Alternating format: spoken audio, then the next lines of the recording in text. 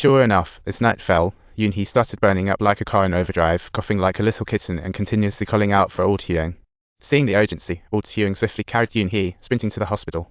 Thankfully, they arrived in time, sparing Eun-hee much trouble, with Uncle Yang silently supporting. Wow, you really care about me.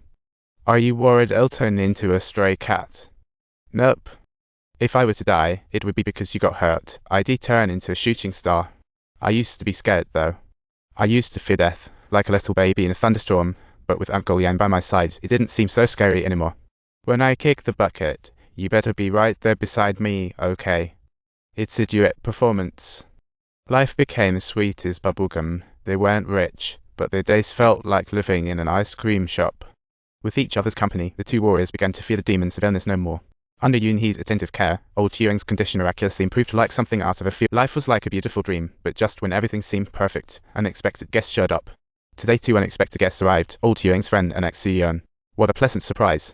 Soo-yeon said she couldn't forget about old Huang and made a special trip just to say hi. Watching the happy couple, Soo-yeon, filled with envy and jealousy, muttered about how lucky old Huang was to have such a sweet lady in this remote village.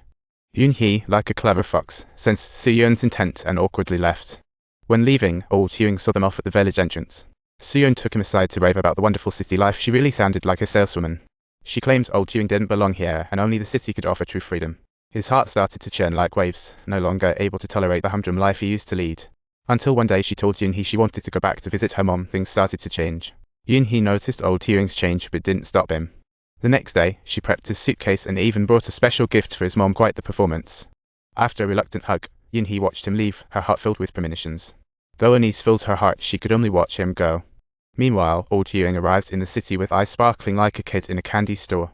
Rather than visiting his mom, he headed straight for his friend's new bar, where he was greeted like a long-lost family member, eagerly invited to help run the bar.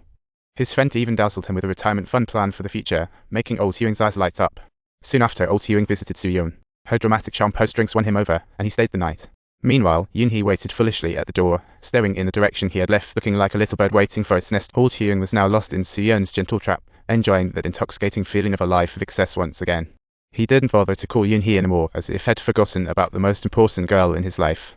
Meanwhile, Eun-hee, lost in silence, began to feel her anxiety surge. She dialed old Huang's number countless times, only to feel like throwing stones into the ocean. No response. Eventually, she could only leave messages expressing her longing, as if she were confessing to thin air. Old Huang received all the calls and messages but chose to play deaf on purpose. In the end, he made Soo-yeon pretend to be sick and gone, leaving Eun-hee hoping for his return daily. Until one day, she could finally wait no more. Seeing old Huang get out, she pounced for a hug. Even on the way home, she held his hand tightly, not wanting to let go even while sleeping. So heartwarming yet heartbreaking. In the face of her affection, old Huang showed no connection in his eyes, his face full of indifference, while Eun-hee could only breathe oxygen alone in the dark night. Old Huang next door, however, felt no sympathy at all. In fact, he seemed rather impatient. The next day, Eun-hee checked her phone and found a pile of missed calls and messages. Only then did it dawn on her that old Huang had moved on. A real drama.